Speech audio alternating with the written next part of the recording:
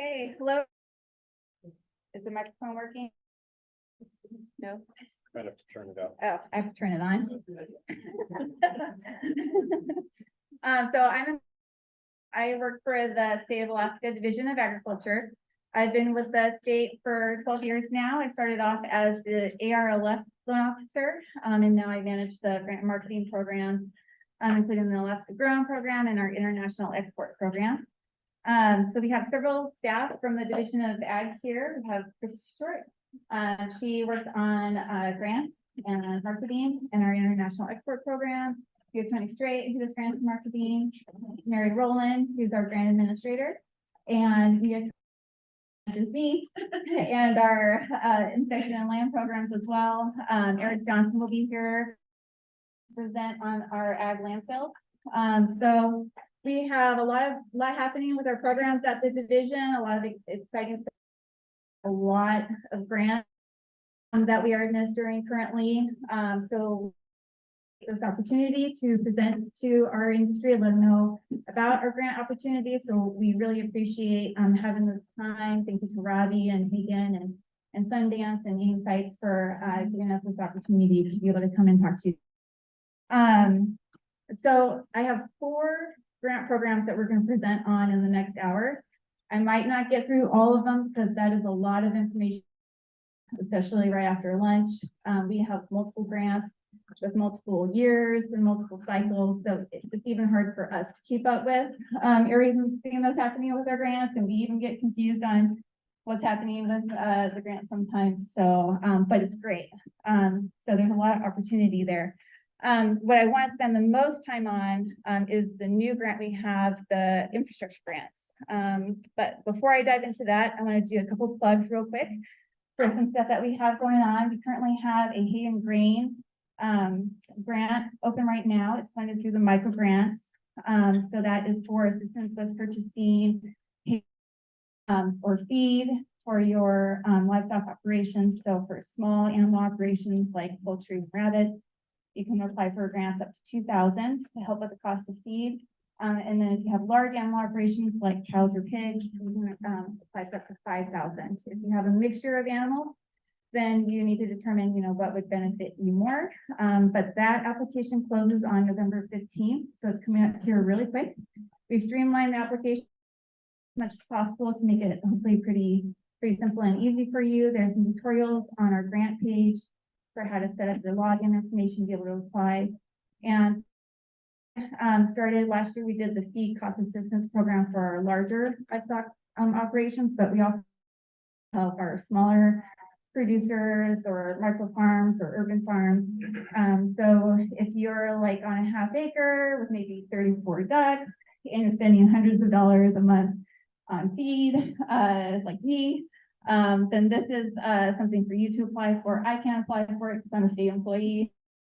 Hope if you qualify that you do apply and take advantage of this grant opportunity. So we'll be, doing the review process, grants for that, and hopefully contracted by January.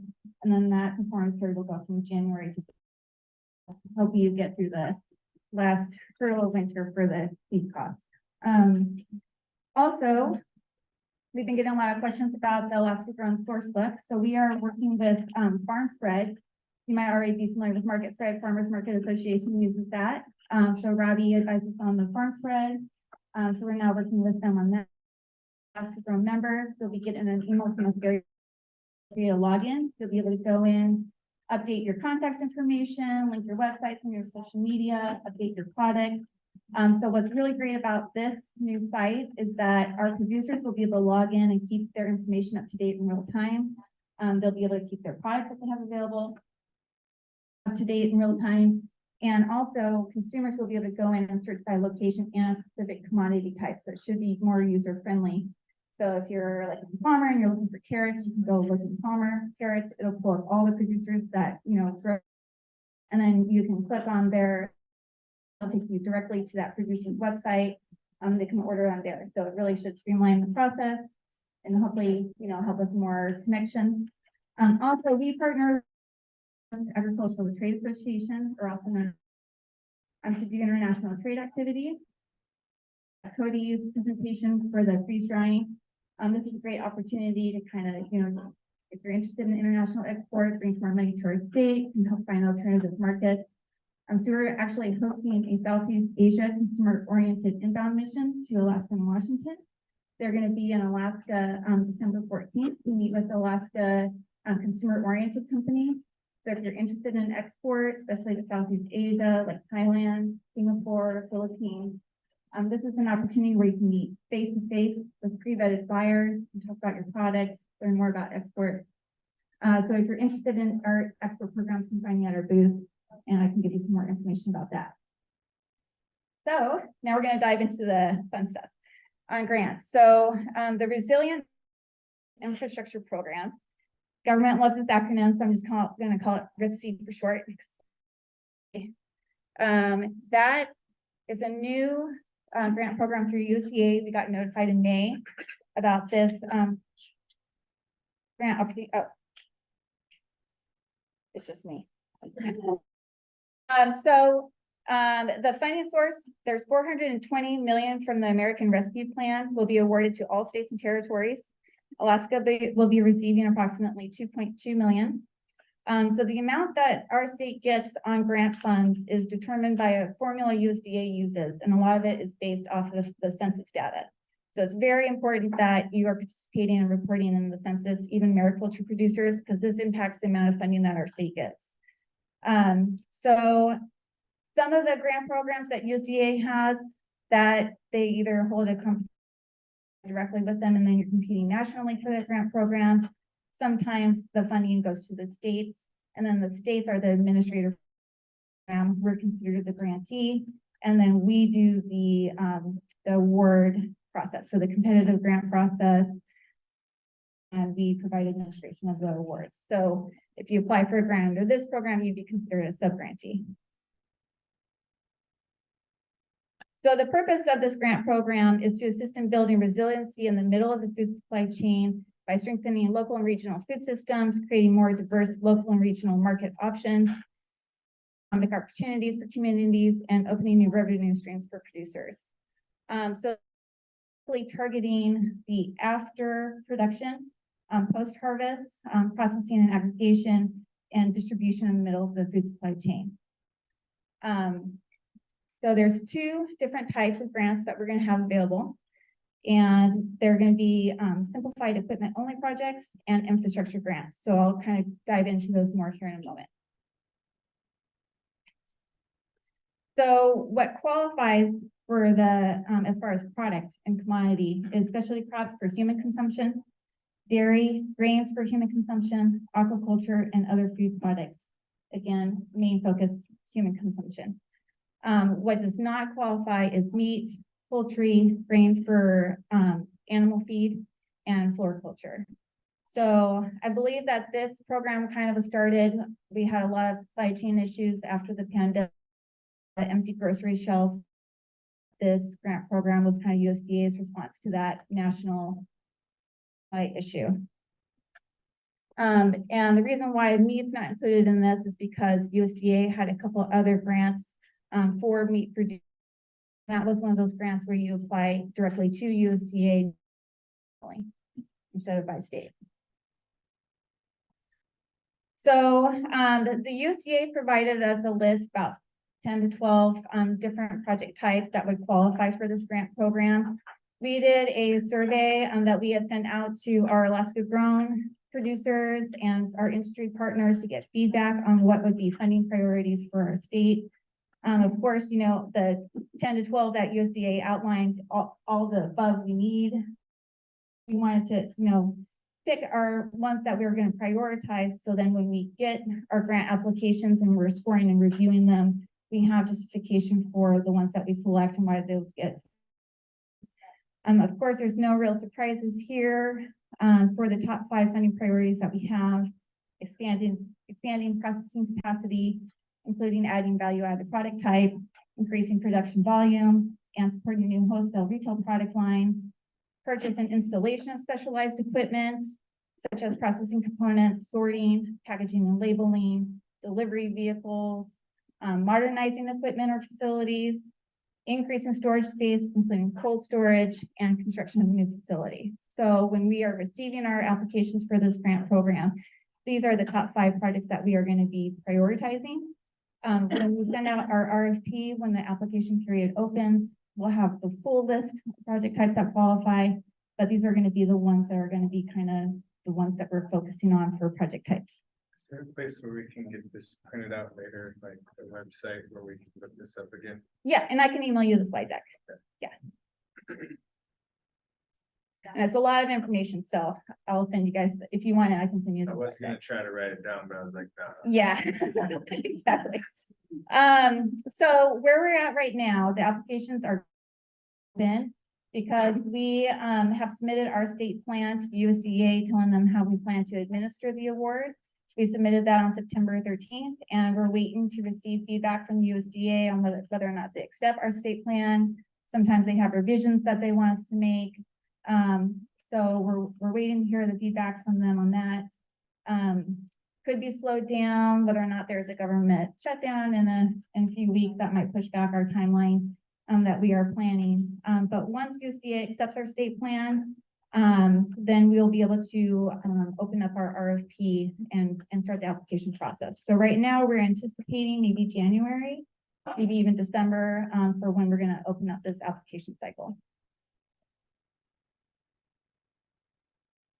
So again, like I said, December or January is when we're hoping to release this by. The request for applications will be advertised for a period of 60 days. So now that you all know about it, I'd if you want to apply, start kind of thinking about the project that you want to do now, and start, kind of having a proposal ready. So we'll be making an announcement via press release, social media, and our Division of Ag's grant webpage. So I would suggest you write down this website. And if you don't already know where to find our grants page, we'll be posting it on there once it's available. So all the applications. ag_grants. Right. It's underlined. Yeah, ag_grants. Yep. The applications will undergo a competitive review process by an external review committee. And then the sub-grantee is submitted to USDA for approval by March or April. So a couple grant programs where we submit our state plan to USDA. We don't know who our grantees are going to be yet. So we're just telling them the grant, select our grantees, then we have to submit that to USDA and get those approved. So USDA will have the ultimate approval. Usually the revisions, if there's something in their project that maybe doesn't qualify, and then we go back to the sub-grant, plus those revisions, and then we would resubmit back to USDA. It's different from our specialty crop grant. When we're submitting our state plan to USDA for our specialty crop, we already know who our grantees are going to be. We just, submit that complete package to USDA. But for this grant and our micro grants, it's kind of the reverse process. So March and April is when we're hoping to know who our grantees are going to be by, that's our timeline at this time. And then some grantees will be in contract by May 2024. Because the grant, we have the first year we're developing this program, and then we want to give our sub-grantees the full to complete their project. It ends May 2027. Yeah. So that's just a one-time project from the money, so it's not like an annual amount. Right. Ongoing. Right. So USDA has told us this is kind of a one and done. So this is only grant. It's not going to be, repeating like our specialty crop, and even our micro grants. But I'm hoping that if they see how much of a need and a demand there is for this, especially for our state, that maybe that this is something in another future farm bill for funding. So I think the micro grant off just being kind of a one-time 4-year grant cycle, and now they're planning on putting it into the next farm bill for more funding once they saw what the demand was. So we're hoping, but as of now, it's just a one-time grant opportunity. Now kind of different project types that we're going to have for. So one is going to be simplified equipment only projects. So this is just for the purchase of the equipment. It's not for on the equipment, just for the purchase of the equipment. So grant projects will be between the amounts of 10,000 to 100,000. It's a fixed price. So the award amount will be equal to the cost of the equipment up to 100,000. But what's really exciting is that we can't include freight. So that's something USDA gave us the yes to. So, you know, usually freight's not included in the cost of the equipment. So that, there's going to be no match this type of grant either. So match. For the infrastructure, there is a minimum set by use grant type, and that's 100,000. It's a 3-year grant performance period. Applicants must submit evidence that critical resources and infrastructure are necessary to support the completion of a project are in place. We are going to have templates for these grant applications, and there is a match requirement on the infrastructure grants of 50% of the total proposed project costs. So I'll kind of talk more about the match here in a moment. There are some exceptions if you qualify for a reduced match, like historically underserved farmers and ranchers, then you can get that match reduced down to 25%.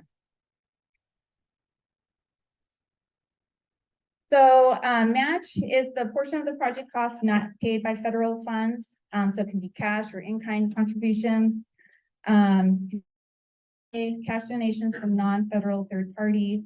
It can be in-kind, like personnel, goods and services. So you can't use any federal funds to be able to meet your match. You can't use other grants to be able to meet your match. But what we can, the state can provide funds though. So using the ARLF loan program to meet that 50% match requirement is an option because those are all state funds, not federal funds. So that's another, you know, opportunity. For example, total project amount is 200,000. Then you'd be applying for a grant of 100,000 and you have to come up with a match of 100,000. Is there any questions on the match? Okay. So eligible applicants, agricultural producers or processors or a group of agricultural producers, nonprofit organizations, local governments, tribal governments, and institutions such as schools, universities, or hospitals.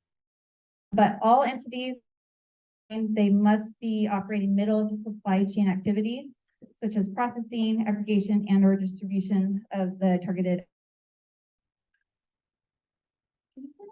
Yeah. Just the last part, all entities? You must be operating middle of the supply chain Okay. activities. So aggregation, distribution, value-added processing. Yeah. I understand that it's like that, that's the part of the sector, but is Mhm. the entity that's applying currently? I would say yes.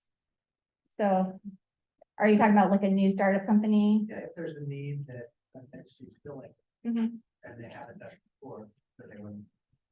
I think like if you have a group of producers that want to come together and form a co-op so they can meet, you know, and I would consider that as qualifying because they're trying to fill a need.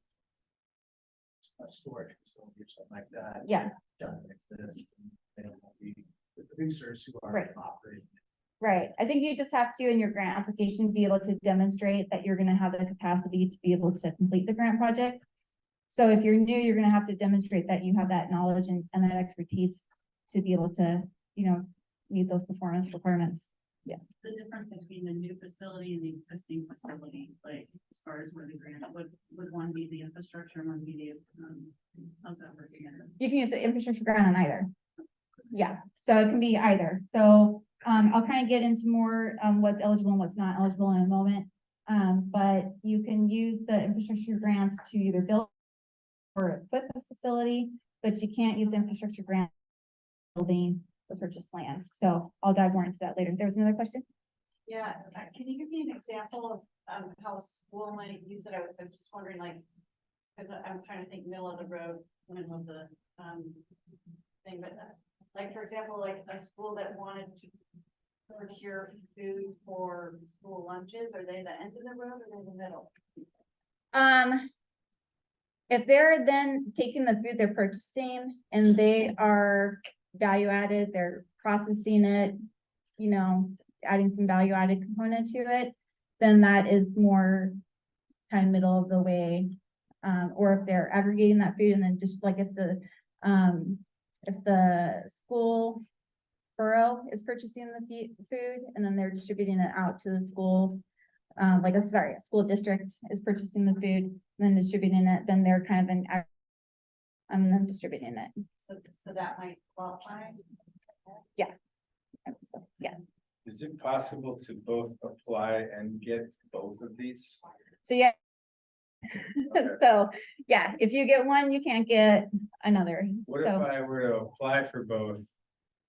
And then I were like approved for both, but then just pick the one? Does that do it? Cause yeah, I think, well, because when the reviewers are going through and score, like, I think you're gonna have to just pick which one is gonna Okay. work best for your operation. So, so we actually, you know, with this grant program, we had the option as a state to take 20% of the grant funds and do a state-led supply chain coordination. And we were kind of looking into the different projects that we could do with that, but then we found out that whoever we partner with on doing that supply chain led coordination, that would then exclude them from being able to apply for one of these infrastructure equipment only grants. So we decided ultimately to not do supply chain led, and then just have the full amount of the grants available for our industry to be able to apply for them.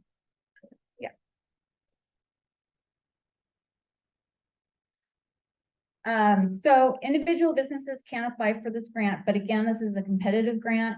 We have very limited funding. So I'm expecting that we are likely going to receive more applications than what we have funding available for.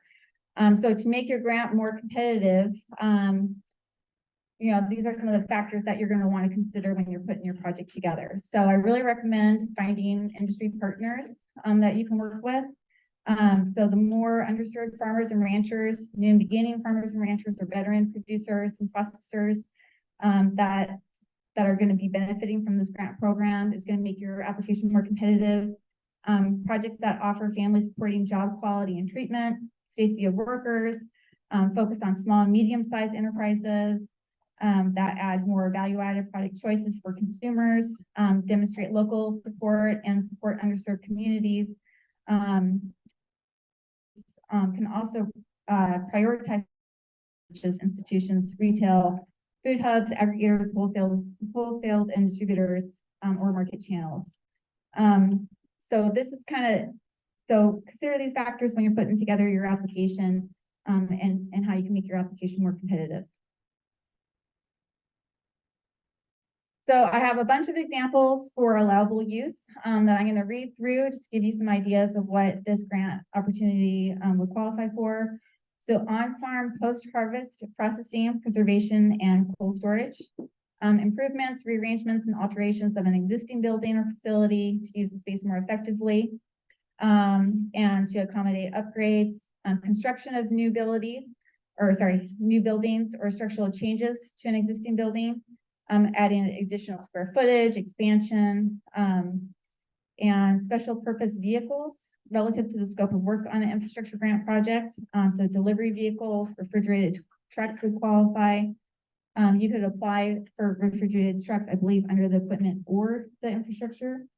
So if the refrigerated trucks are part of a larger infrastructure operation that you're wanting to do, then I would apply just for the infrastructure grant, not the equipment only. So repair or update existing equipment, activities such as creating distribution channels to new retail processing and packaging capacities, and adding product types. Training on the use of equipment, hiring term limited personnel to assist with project implementation, analyzing potential facility upgrades, creating HACCP plans.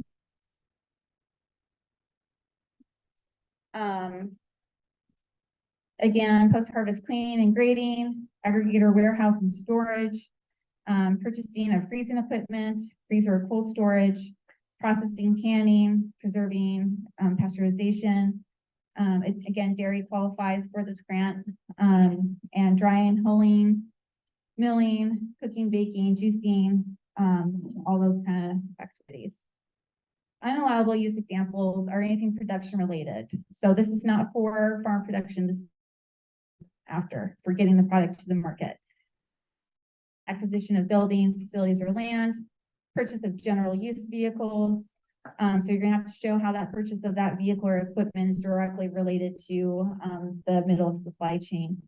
Products that focus on meat and poultry processing. Projects that have already received funding from another federal grant, again, would not qualify. But if you are wanting to build on the success of prior funding that you received, maybe from another grant program, then you can still apply for this infrastructure grant, as long as it's building off of what you were previously doing. So because this is a one-time grant, so we are going to be using grant email if you have specific questions related to this grant. This is the fact sheet. I have a link up there that has a little bit more information. It links to the USDA. And if you need more of a definition of what a specialty crop is. And then I also posted the website here for you to pay attention to. This is the USDA grants page. So again, like I mentioned earlier, sometimes USDA has grants that you would apply directly to USDA for, and then you're competing nationally.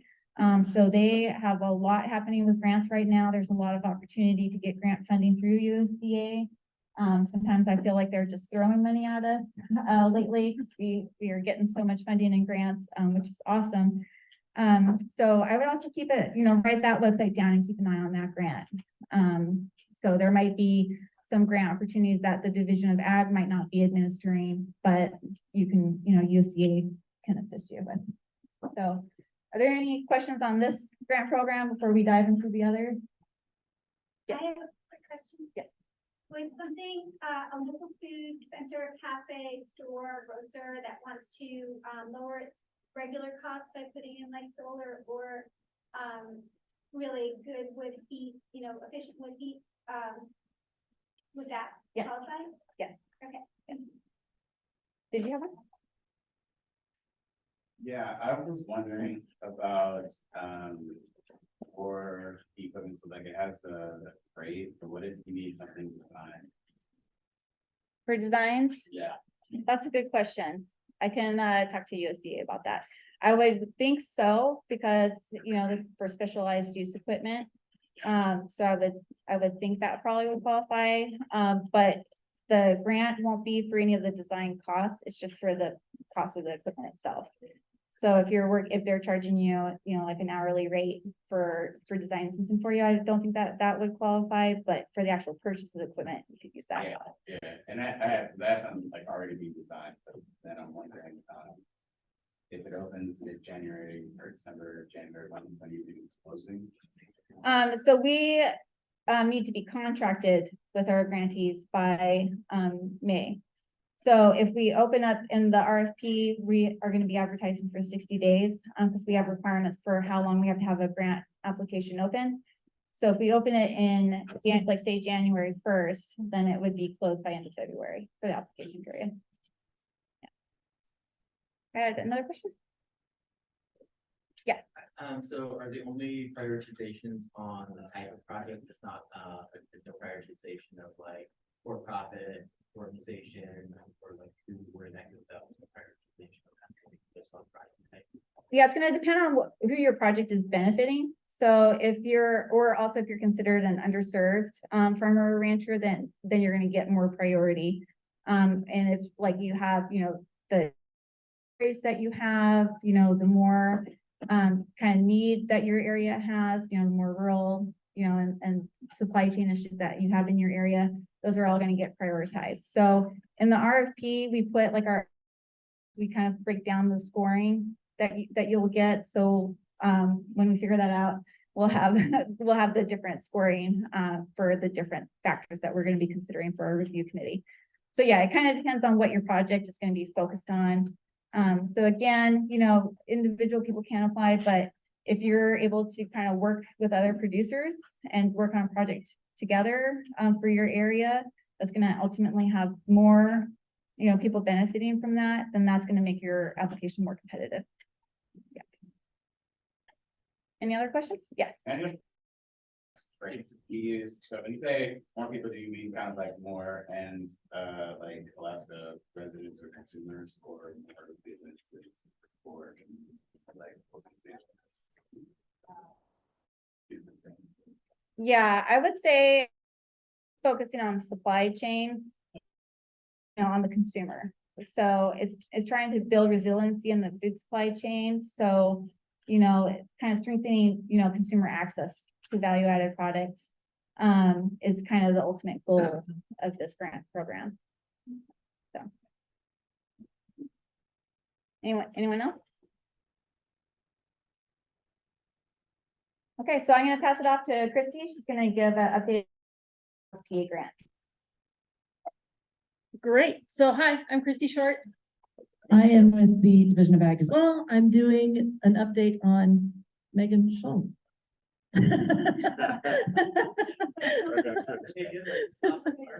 Yeah, that'd be great. I wish I knew more about Megan. Okay, there we go. Local Food Purchase Cooperative Agreement Program, LFPA, because that's a mouthful as well.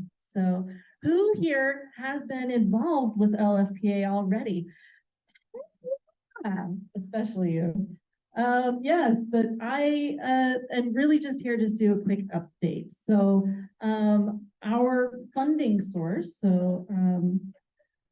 is also USDA AMS awarded funding to the U.S. State Department's Division of Agriculture's totaling nearly $900 million. What did we get out of that? So the ARPA, the American Rescue Plan Act, gave us $691,000 roughly. And then an additional $785,000 came from the Commodity Credit Corporation. So we have ARPA funding and we have CCC funding. And so we have pretty close to $1.5 million to feed Alaskans using local Alaskan food. Hooray, right? Yeah. So what we did is we said, okay, well, we can't use CCC funding for any administrative costs. So we have some partners already. Alaska Farmers Market Association is part of them. Cali is part of that. The Food Banks of Alaska is part of that. We've got, well, Tanana Chiefs Conference is in there and Nakanaga. I think I'm missing somebody, but the partners in place. They're already getting food out to locals, local food deserts that are happening, right? So I am going to, the purpose of is to feed us, have our local farmers feed us. So, oh, no, I'm not going to go, I'm not going to read through these. They're there, you can read them. But it's very flexible in its design and what our needs were. So that's great. Thing must be produced here. We can't buy food from out of state to have it supply our people. That's the whole point. So anything that's minimally processed. So it's mostly just fresh food and seafood. Guys, this is great. The fundings have helped increase the consumption of local food and build and expand on all of our economic bases here. So it's wonderful for everyone.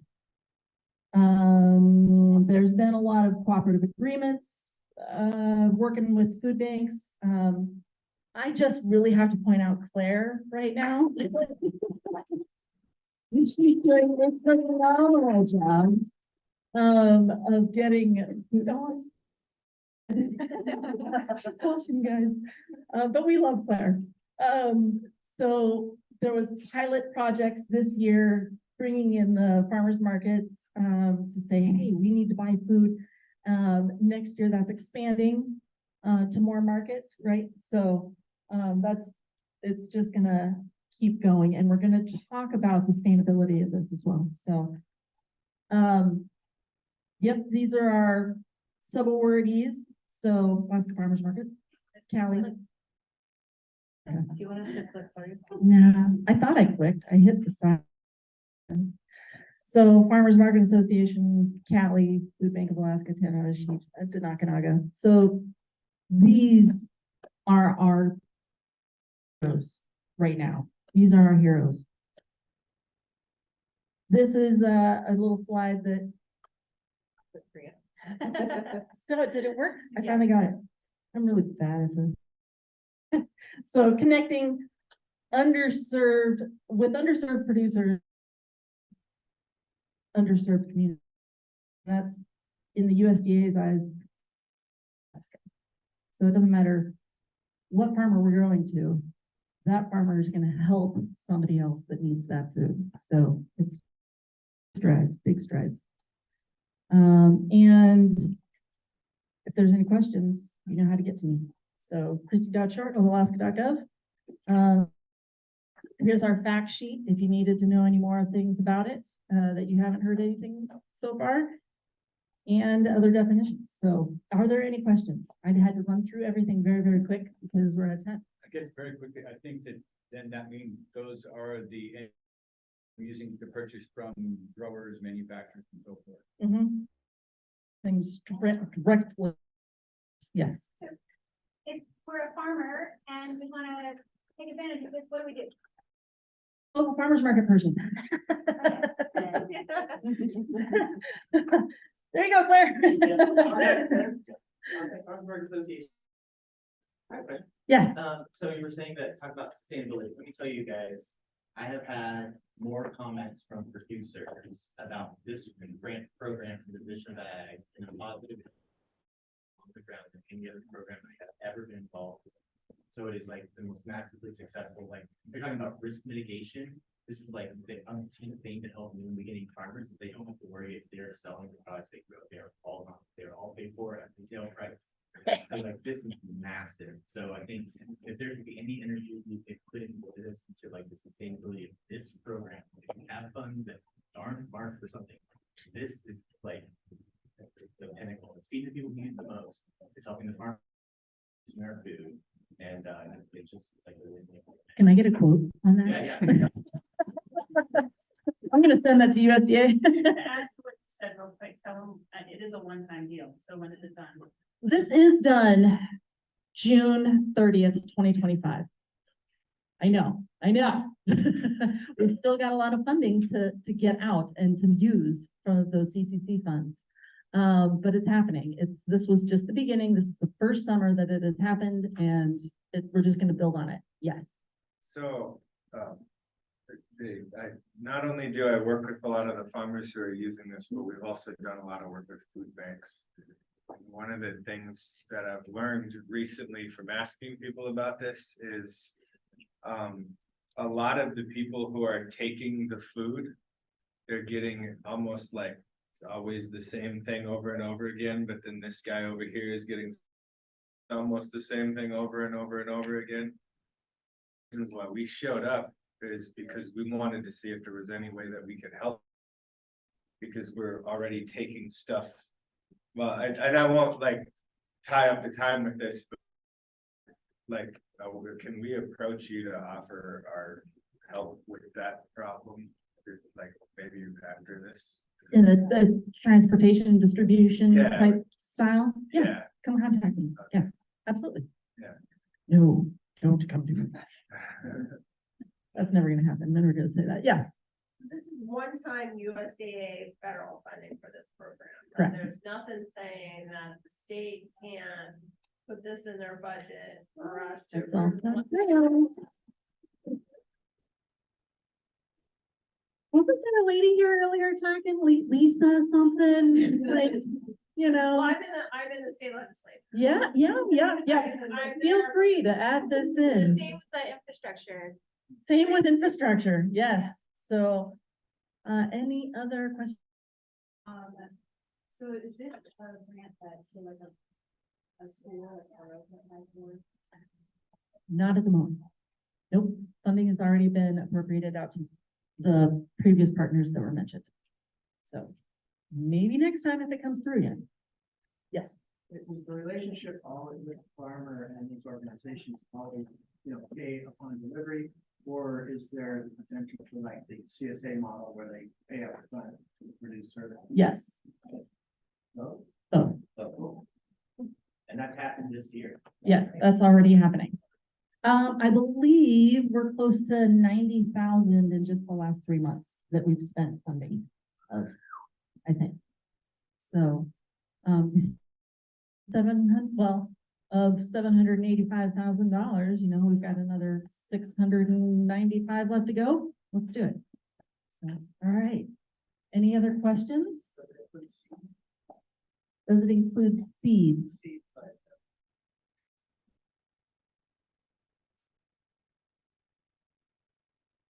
Sprouted seeds. It has to be food that can be consumed. Yes, needs to already be grown. Yeah. Any other questions? All right, so now I think we're up micro grants and specialty crop. Yeah. Okay, I'm done. One more question, actually. So that hard deadline, that's a hard deadline. There's nothing we can do about that deadline. We don't spend out the money. Okay, I'm gonna. I mean, the federal government sometimes has no cost extensions up to a year. Get the CCC funds. So what I'm thinking is. Apply for a no cost extension back like in April. And maybe even sooner than that, March.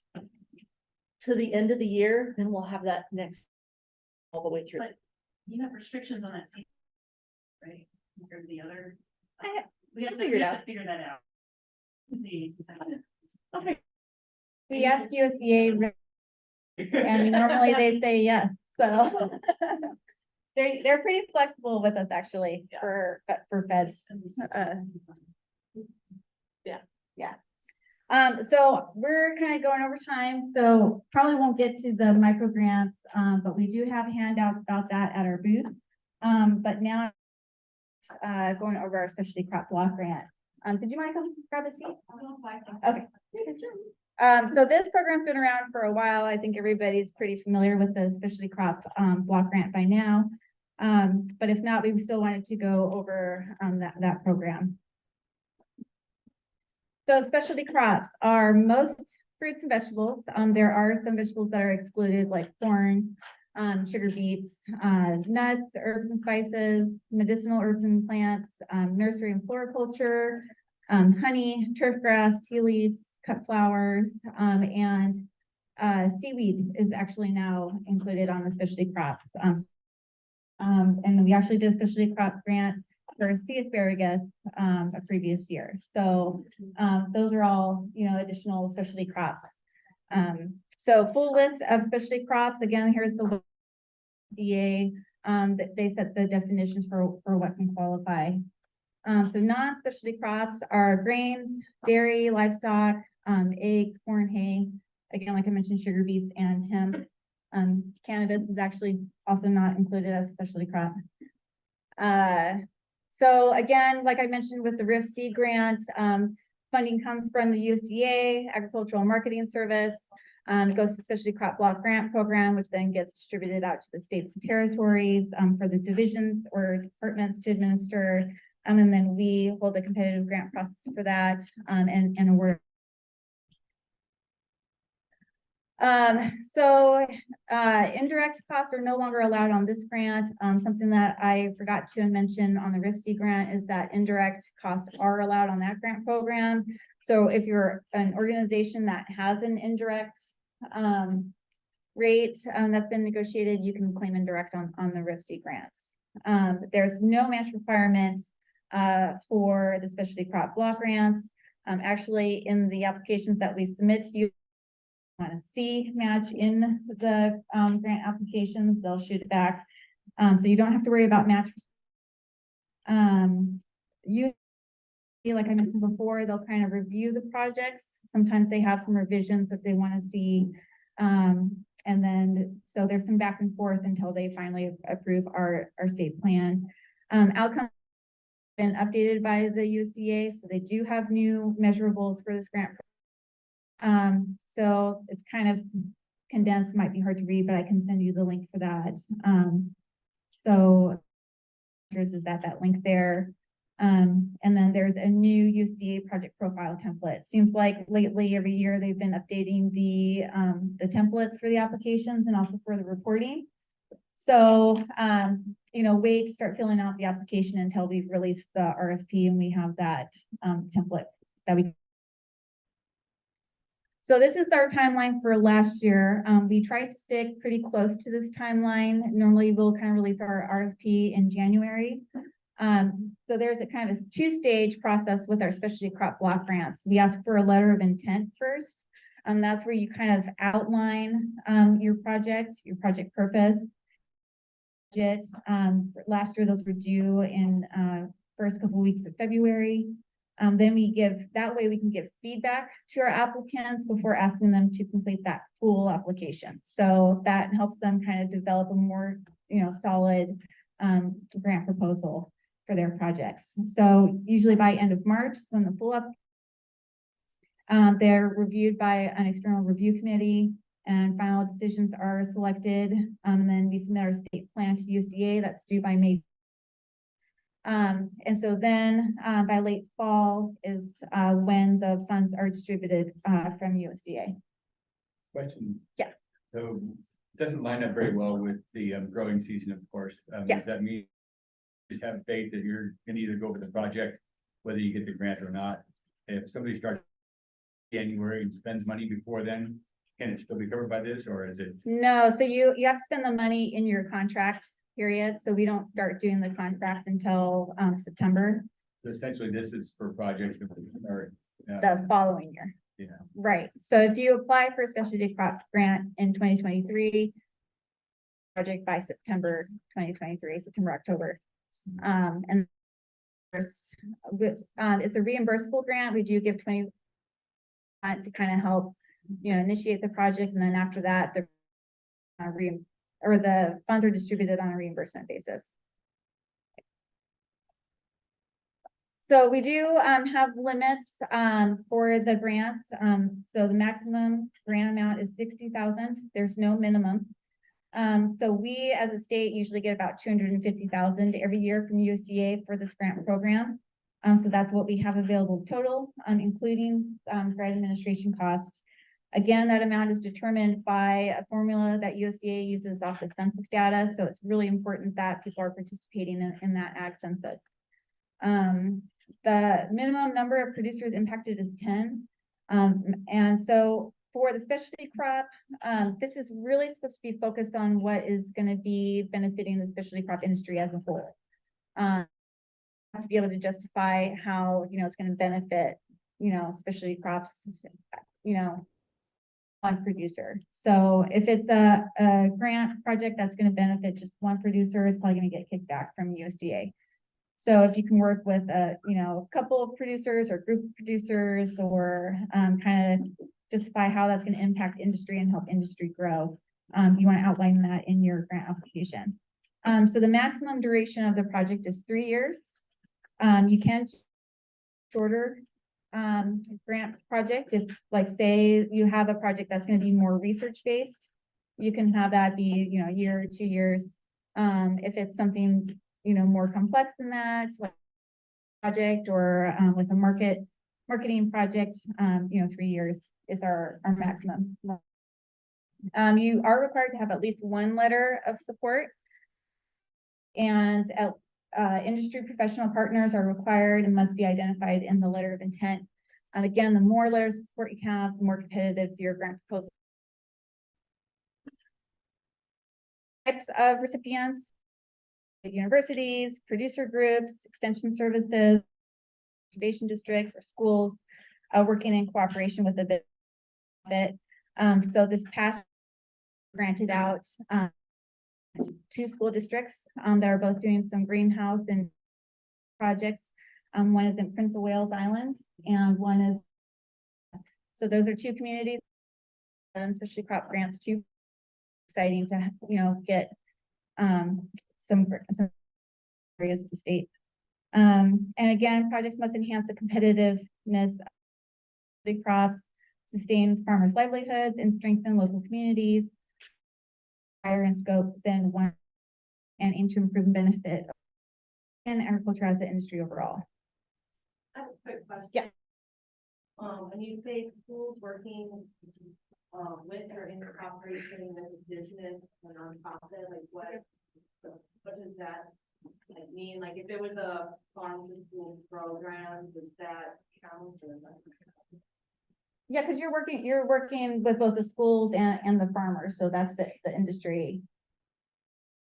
So So- I'm the greenhouse district, so like Mhm. grow produce that's given directly to schools.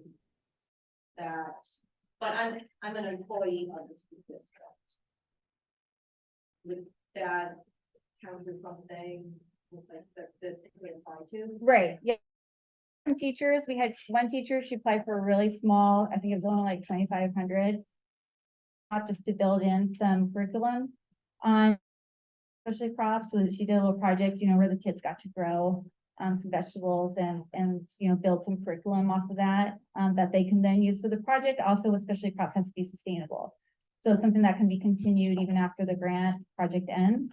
So, developing curriculum, the two schools that we granted to, they have greenhouses already constructed at the school, but they wanted to hire, and develop the greenhouse and, instruction manual, like, so understand how to operate the greenhouse and food programs within that school where they use that produce to then go meals.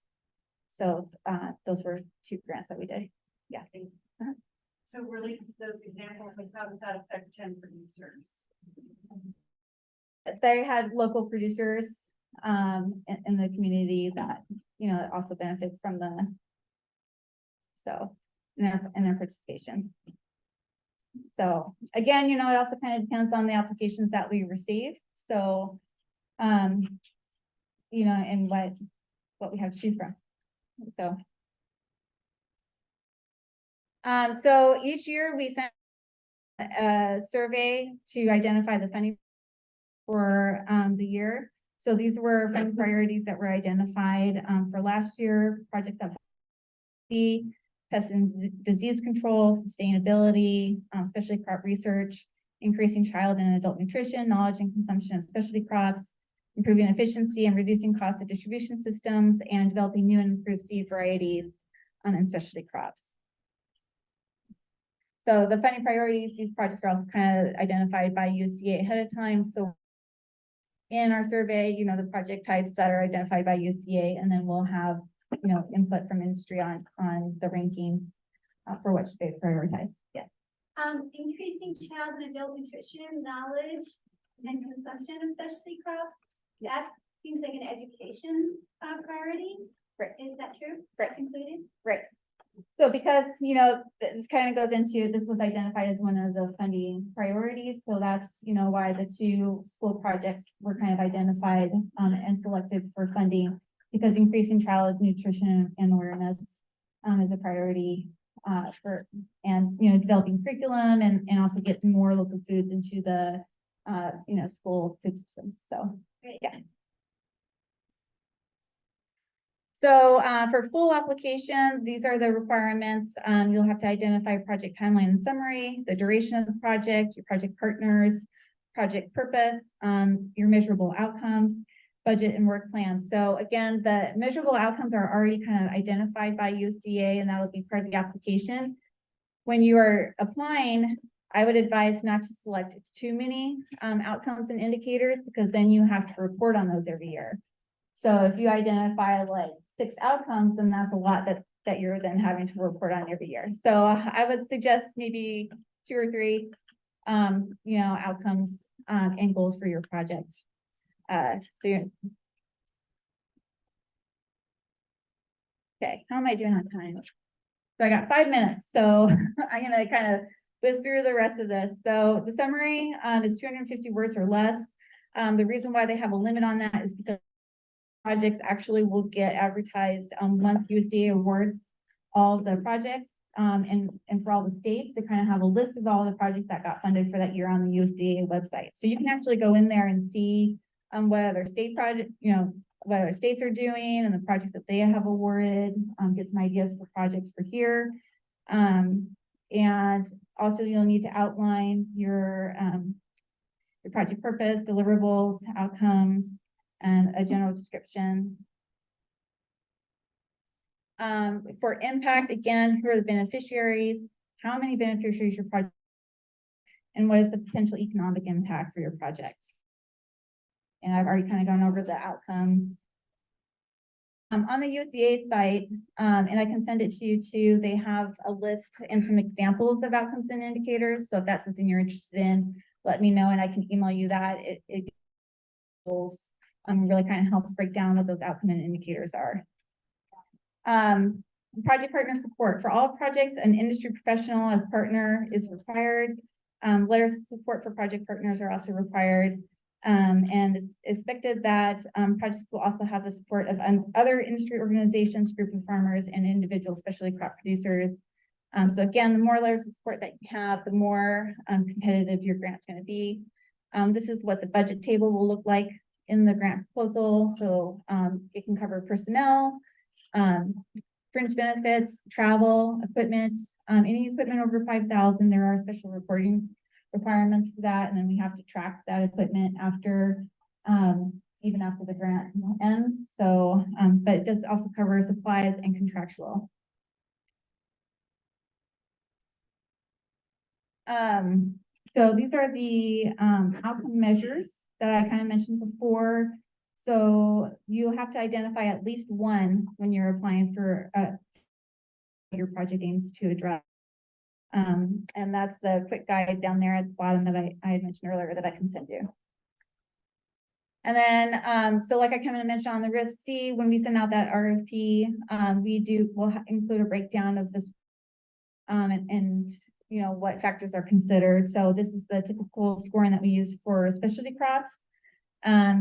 We're probably going to base a lot of our RIF-C scoring off of this. So it'll be pretty close to this. The $60,000 maximum, is that over 3 years or is that per year? Over 3 years. Yeah. And that's a limit that the state sets for the maximum on the specialty crop. Again, we only have 250,000 to lend, or to grant, sorry, not lend. So that's kind of the more we try to award as many as possible. So grant contracts typically go from September 30th to September 29th. For a year, 2 years, or 3 years, depending on how long you want your grant duration. I suggest doing at least 2 years instead of 1 year. Give yourself a little bit more time to complete the grant project. Sometimes things come up like COVID, and it's a lot easier to plan a longer project time than having to come in and request an extension because sometimes extensions, if it's outside the grant period, have to get approved by USDA. Again, the funds distribution 25% up front to start the project, and then the remaining funds are on a reimbursement basis. So you submit receipts or timesheets and then get reimbursed for it. There are reporting requirements on this grant for annual reports and final reports. I forgot to mention on the RIF-C, but there'll be some reporting requirements. There'll be annual reports and then a final report due. So annual reports are pretty basic. You just outline your expenditures to date, your activities that you've performed, any challenges and developments that you've ran into over your grant project. Final report will be a lot more involved. And again, all these templates are provided by USDA. So they'll include your project impact and findings, beneficiaries, activities performed, lessons learned, outcomes and indicators, the contact for the grant, expenditures, and additional information. Okay, and so I have Mary's contact on here. She's our grant administrator. So if you have any questions about this grant, you can contact Mary or me or any division of ag staff really, and we can answer your questions. But Mary is our grant administrator. So yeah. All right, thank you guys. Okay, I'm gonna go ahead and start. So I'm Eric Johnson with the Division of Agriculture. I'm here today to tell you about potential future ag projects. I say potential because they're likely. I don't want to say that because we've all seen projects stutter and not go forward. So I'm calling them potential projects. Today, we're going to cover the Sullywood agriculture that's near 9 Mile Creek Ag, which is in Trapper Creek, the North Fork Micro Ag, which is off of North Fork Road in Anchor Point. And then I'm going to talk quite a bit about the Nanantil Chacket project. I'm going to go results from last year's auction, and then just talk a little bit about the future of that project, because it is the big one for Alaska for the next generation or two. So here's Sullywood. It's located off of Johnson Road, and there's some existing agriculture parcels that aren't really producing much in that area. The ag parcels are going to be part of a larger settlement project area, but there are some, that's a soil map, so the yellow soils are, appropriate for agriculture.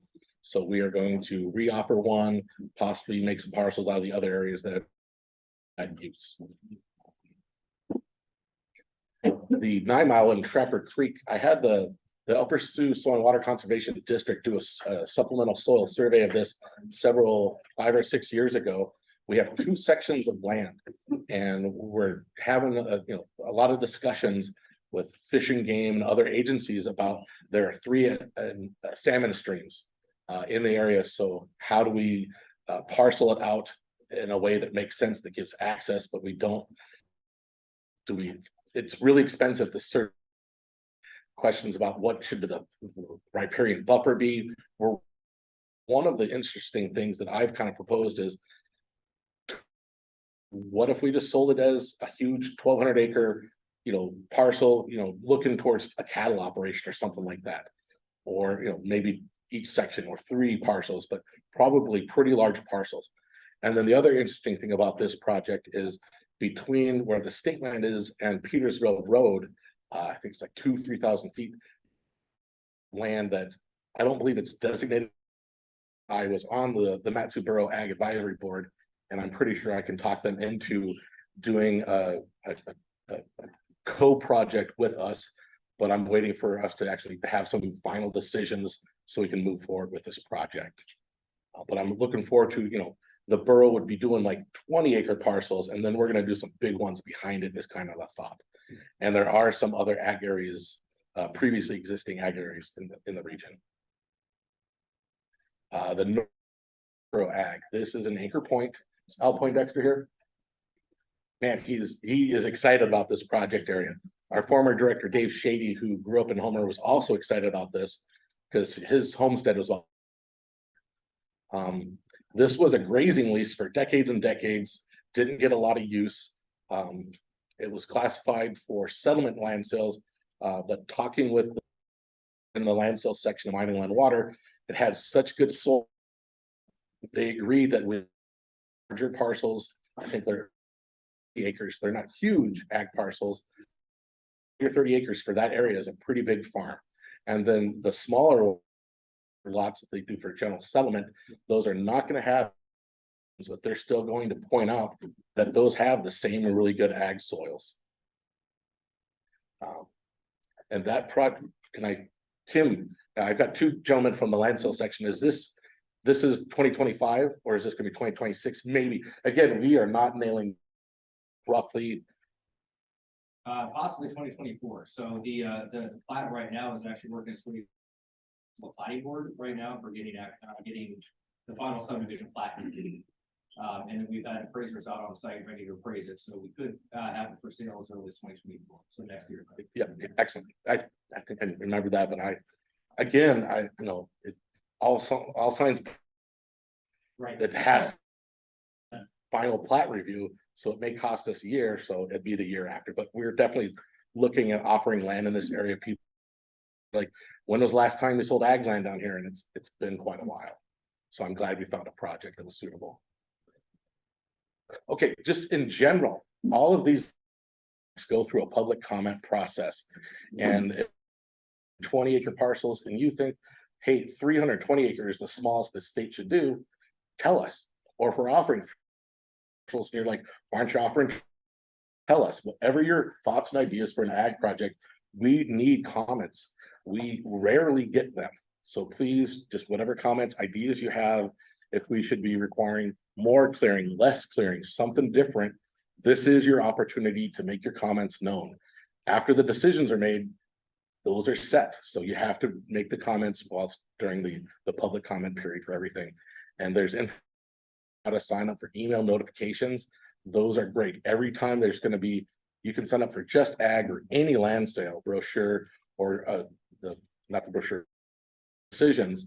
That's when you comment, is during the decision to put the project forward. By the time we're in a brochure, it's set. Okay, so Nanana Tolchakit, phase one, the whole Nanana Tolchakit area is 140,000 acres designated for agricultural sales. We did a decision, 1,000 acres that are closest to Nanana, where the access is from. There's about 12, actually, now there's what, 16 miles of road. We extended it out all the way to the edge of the second section, so that the picture, that road that's going straight west goes to the end of that picture now. It's a very, very beautiful road. So we had a sale last year, and here is the bids per parcel. So you can look at this map. If it's red, those parcels got a lot of bids. If it's green, they had fewer bids, and those lower three white spots, no bids at when it was offered at the auction. Those three were offered, I think, 3 weeks later over the counter at the minimum bid, and they went within 3 minutes. So it would have been, yep. The right side is north. North is the top of the page. Right side would be west. Thank you. So that's the bids per parcel. Here is the percent over the, like the red ones, they really bid on that more than the asking price. And again, it seems like it's the larger or mid-sized parcels that had those more bids. And again, the smaller parcels, it was the smaller parcels that didn't get as many bids, and they weren't as far over the minimum. And then everybody asks, well, how much was it selling for? So the green, the green stuff is $333 an acre. Once it starts getting into the yellow, then it's $500 an acre. When it's in the orange, $800 an acre, and the most expensive one was about $1,400 an acre. Is what they were spending for those parcels. Here are some of the general results. I'm not going to read them, but you guys look at that for a second. Questions about anything that's on the screen? I'll do that instead of yeah or no. Nope. Okay. Are there any restrictions on foreign nationals? No. So in the state of Alaska, for our land sales, we limit the settlement parcels to state of Alaska residents.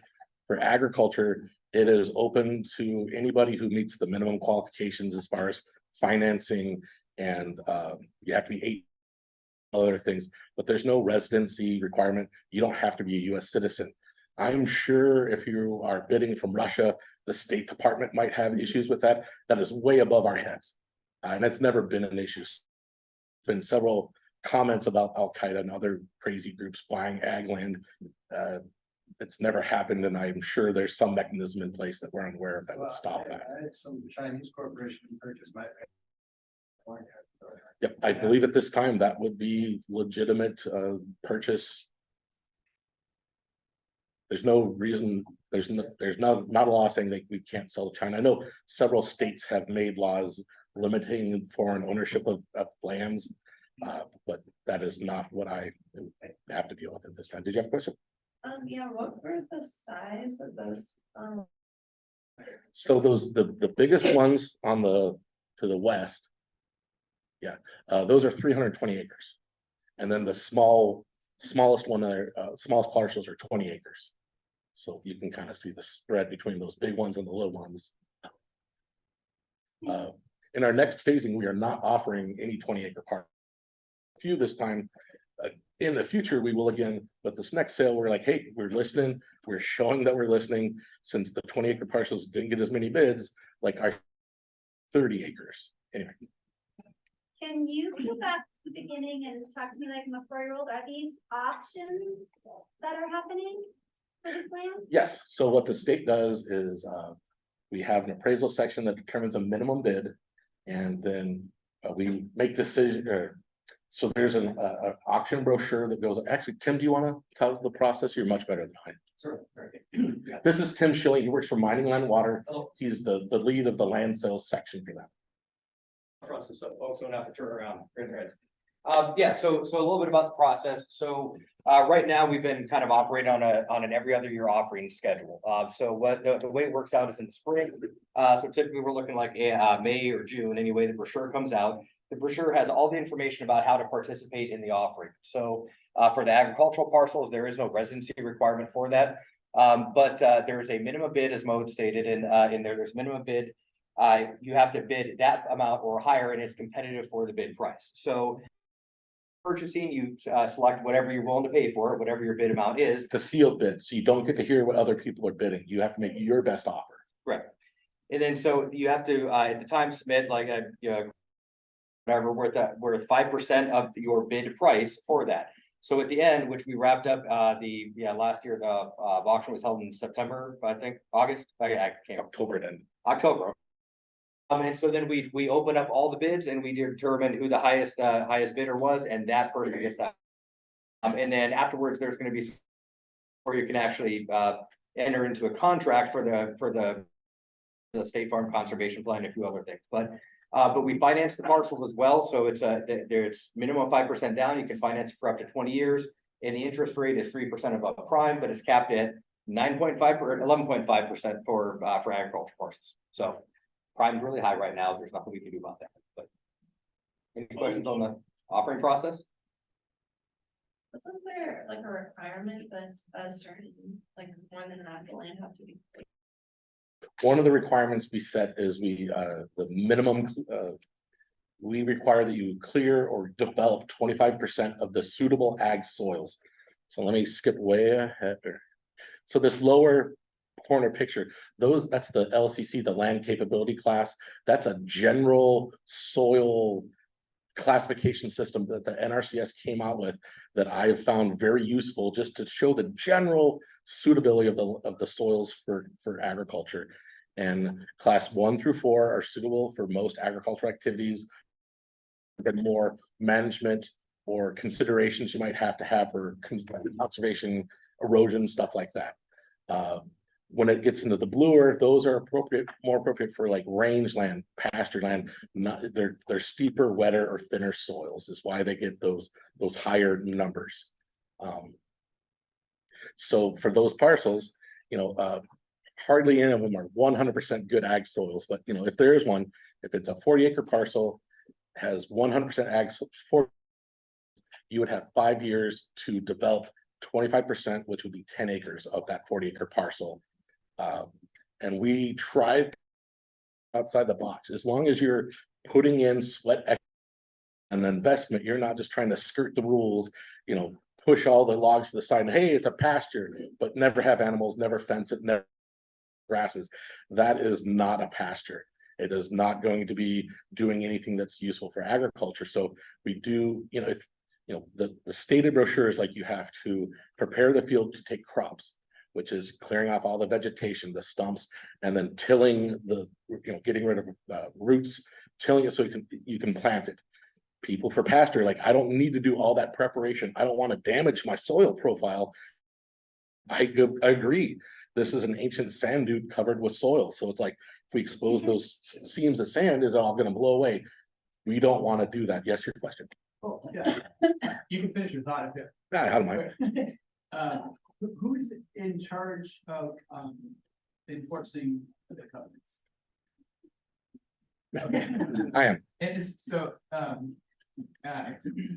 how is there a way that the public can with that process going? So if somebody is not following their State Farm Conservation, like you can see what their State Farm Conservation Plan is if you want to. We're going to start getting them all recorded. Right now, you would have to ask me for it, but I intend on getting them put into the recorder's office. So when you look at a parcel, like do a title search, it's going to pop up a farm plan. And that's been a past thing, is like we have sold agricultural parcels that may or may not, they change hands 2 or 3 times, and someone gets it and they're like, I want to put up, 5 bed and breakfast cabins, and it's like, it's an ag parcel, you can't do that unless, you could do worker housing. But if it has to make sense. So if they're not following their state farm conservation plan, you can file notice at the local soil and water conservation district that you're going to take them to civil court for not following their farm plan. Oh, yeah, sorry, so, right, so, So you as a citizen can take someone to court for not following the, and the Division of Ag can as well. we could, So, okay, yeah, that's what I'm, it's, because like. I think I'd be run out of town if I was looking at people's land and deciding whether, or. As to whether they were involved. and that's why the division doesn't know either. So it's unlikely to. I'm pretty good at working with farm.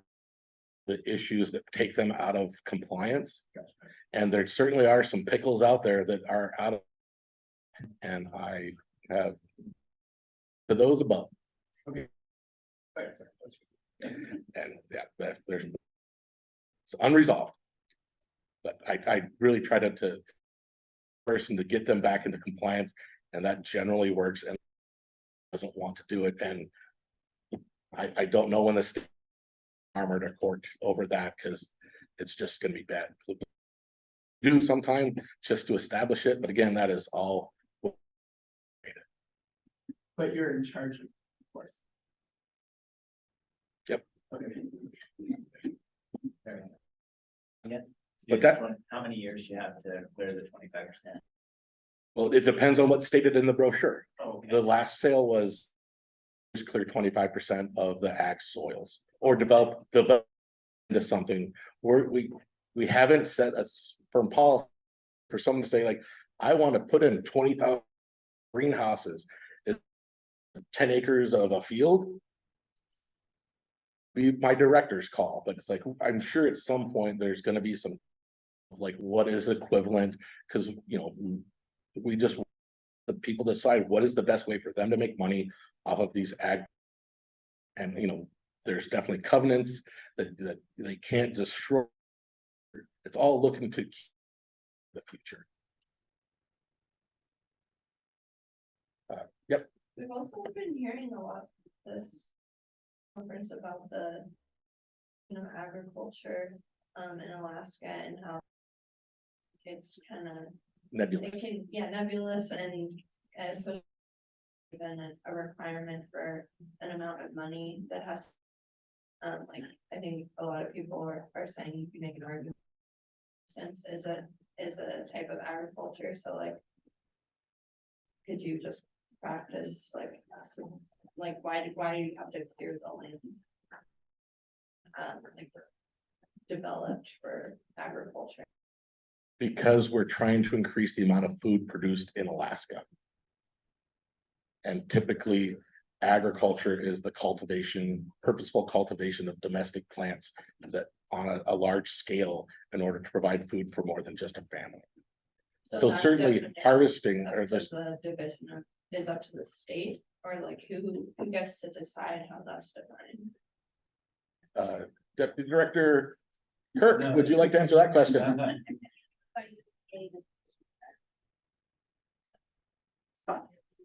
And it's also, like in our list regulations, you have different, whatever.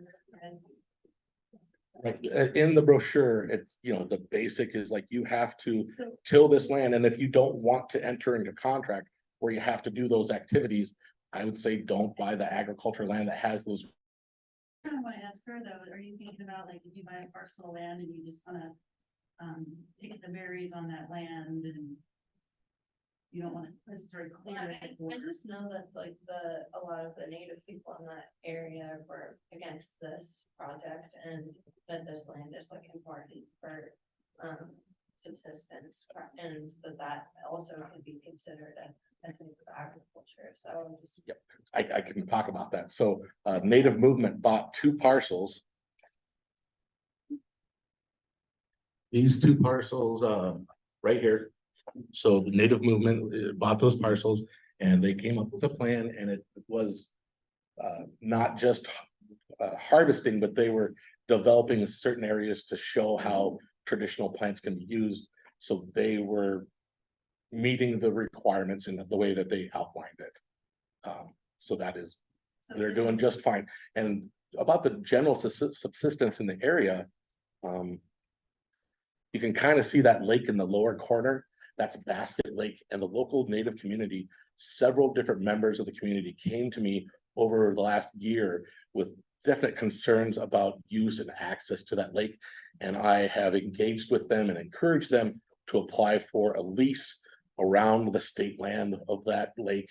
As you know, a public and charitable to the tribe. It's still, the public can use it, but they wanted to do some of their traditional activities at that. And they're writing up like a lease that would outline what they want to do. So they were really happy to know that that was still an option for that lake. They thought it was a lost resource. I was like, no, we don't. Can I help this? And I've been working with them. And that's how I try to work with every farmer in every community. And they're not even farmers, they're, you know, but they use a resource in the farming area, and I don't want to cause problems. So like, I look for good solutions for those. So that percentage of the land, of the suitable soil of those lands, so they kind of identified an area where they're gonna do the native plants cultivation. Is that- Yeah, they've done, I think they're working with, what's that, Esther, ecological. Yes, they're working with them on several different little projects. They're working, I think they got a grant from the Cooperative Extension Service or the NRCS to do soil testing and, you know, cover crop. I think maybe it's just soil testing. Doing some testing, they're doing some research on those native movement parcels, so. I mean, they're in the, well. They are, I'm not disappointed with what they, just put it at that. Yeah. I mean, it's not gonna be a cornfield, but that's the whole point. Open to other suggestions to saying, how do you want to utilize this? To be utilized and developed and produce something more. So it's like, I had kind of thought there might be someone just pick the berries, and I was like, that's a great idea. Grow more berries. How are you going to manage the berries there to increase? And that's how I was gonna, sure, just, how do you increase your production? Show me to work with you to make it fit. There's one more point. Sure. Yeah, it's just so folks know, there definitions actually set in statute when lands are sold for agricultural purposes. The perpetual agricultural covenant that stays with the land. It does a couple of things and limits the it can only number of 4 parcels, no less than 4 acres per parcel, etc. But also the land can only be used for agricultural purposes. How are allowed, provided that do not interfere with the primary use of the parcel for agricultural purposes. To that end, in this 3805-321 is the statute associated, which defines agricultural purposes as the production for commercial or personal use of useful plants and animals. And then there's a little bit more information, but I just wanted to make that point. Right. Yep, I've got 2 minutes left, so questions? Yeah, so, but that statute, but the 25% of development is not a statute that's created by and now I'm confused though, I thought it was 25% of arable land of your parcel. It's 25% of the lands as determined by the Division of Agriculture that are suitable for that. And I use the NRCS LCC for that basic general, is it going to be suitable for agriculture?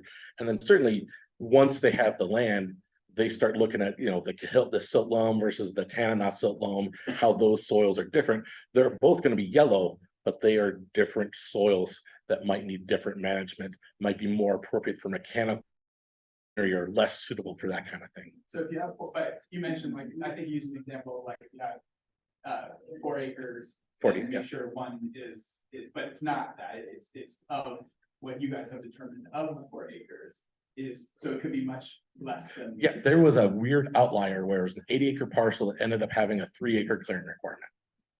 Could be. Because it only had, out of the 80 acres, 12 acres of suitable ag soils. It's not on this map, but then there was also an update of the soil survey between when we first published how much the clearing requirements were and when it came out. So we lowered everything. We didn't increase anything.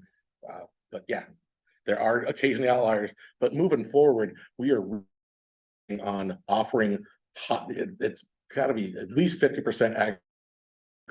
If it had less than that as a unit, we kind of segregate. Will you or sell as a settlement parcel? Again, I wanted to sprinkle in future lands for the that weren't always restricted to agriculture, because I saw that as an issue junction where you can't have a fire station for 20 miles because all ag lands, you'd have to go through the public condemnation process to build a fire station. So I'm trying to bake that in on this project, and we are pivoting with the market demands. Like I said, not all of the 20 acres. So now we are not offering as many, or any in this next sale, but fewer. And I have some, I think I'm out of time, well, a couple. Now, what's the, we're getting electricity that this area? So it's the roads to get done before GVA starts putting their trucks out there to do the electricity. So the main line is completed to the end of phase. We're going to be doing the subdivision roads. It had been, it sounds like it's getting pushed a little bit later. Then they can't do any construction, so now it's getting pushed to like June or July, where it's so the DOT gravel trucks are going back and forth. Once that's done, then we can get GVA winter, but it's funded. Yes, sir. Is anybody to talk to, is any state plan up for consideration in this way, and could that be a parcel somewhere where there isn't any agriculture or that hasn't been? For asking that question, that's the area plans. So how to manage its land by the area plan process. These area plans come around every 20 years. It's supposed to be 10, but it turns out it's about every 20 years. And when that comes up, saying, hey, I know, where are you from, sir? Ames. So you'd say, okay, Southeast Alaska, we simply don't have 100-acre level areas. For my community, agriculture is a 5-acre lot. So you just tell the state, what is your definition for agriculture in your region, in your management plan? Say, I want you to offer 5-acre lots with agriculture covenants, so the taxes are less, or that agriculture land in your region by going through the area plan process. When is that process being back at? It's area plan, it's local. the area plans are run by the state, but it's for each region. I'm sure you could, if you go to the DNR website and just type in, area plans, you're going to get the links to it, and then you would look for, I don't know, whatever the. Yeah. Do you recall the last time there was offering for Southeast Alaska? Davis has 5 ag parcels that I've yet to look at in my 15 years of division. At some point, I will get down there and look at them. Yeah. So West Susitna Valley is becoming a hotbed for resource development, 100-mile road, all that kind of stuff. Road to the Susitna River at this point already being financed. Is DNR or Division of Ag looking at any of the identified ag? Yes, I have a unit right there. It's a Susitna State. And I've got several units on between the Yetna and the Veshka River. So I definitely have some land out there. The Western Susitna Access Plan is on my radar. I've been following it for 5 or 6 years now. Right. Yeah. So you're leaning forward on that as David moves along with that. I'm waiting for, I'm not leaning forward. I'm patiently waiting for them to build the access in the road. Once they're getting a lot closer, then I'll start tickling Mining Land and Water and saying, hey, this is going to be a project coming up in a couple of years. We need to get our ducks in a row. That's how the Nanticoke Chacket kind of happened. Is I was watching, there was funding for the bridge. We were looking at getting the LiDAR, $100,000 for imagery and LiDAR flown, and then COVID hit. And I was able to get the NRC pivot from going out to some of their bush communities, because there was no travel out there at all. So it's like they were able to pivot and push into my project area. So I had a survey for less than $40,000, because they just needed to get their people, and it's probably not just, but they were willing to move their people to where there was a project they could work on, and we had a great agreement to get the work done. So you've got I don't know, 65,000 acres over there on the west side, west is the, Yep. right now, give or take. Yep. That is designated. So you're ready to, if this moves forward as anticipated, you're ready to act on this. Well, it's been classified designated for agriculture. As soon as they're accessed, I pass the process off to Mining, Land and Water to actually write the decisions, to put together the brochure for the auction. So it's just, I can't do everything. So that little part of the process is done by Mining, Land and Water. But yeah, as soon as the access is coming, I'm gonna let them know. If their statement is not designated ag, is there a possibility of getting an NRCS soil survey to change that designation? Yes, so for the Copper Valley area plan, there's a lot of state covered by survey. So I started looking for other sources of information that could be correlated, and I found forestry. And it's like, if it's a big saw log, I bet you it's well-drained soil that agriculture could go on. So for that, for the Copper Valley, I GIS information to say, hey, here's some other areas that should be appropriate for agriculture. But they're so remote, they are unlikely to be developed in the next 20 years. I'm okay with that. We're just getting, putting our place marker there, and sometime in the future, hopefully we can get more soil surveys to confirm it. But there's also local people in Copper Valley. Bill Amber, he made a lot of comments for a lot of the units in a lot more depth than I can because of the area. And that's what you need to do, sir, for that's what he did for Copper Valley. So he's like, hey, we have plenty of wildlife habitat. These areas can be good for agriculture or grazing lease. Nation, you still have 1 million acres of wildlife habitat. Give us, 50, 100, or 100,000 acres of ag. Sorry, just to follow up, if you are personally taking on like exploring that process, is there any way for it to not book? Like, is there a way to purchase land or lease land without auction? Because that obviously you've done the legwork to. No, the state of, there might have been some shenanigans back in the day. So there's a public process, public comments, everything goes through a competitive process. To go through a non-competitive process, there are very specific rules and ways that I think you could make lease of the land for a certain amount of time and maybe get a preference right. But again, it's a preference right, it's not a guaranteed right. I don't know the specifics of that. That's a great question for Tim, if you want to grab him after We can this. talk about that outside. Yep. Afterwards. There, we need to, the next one, because, you got Ready?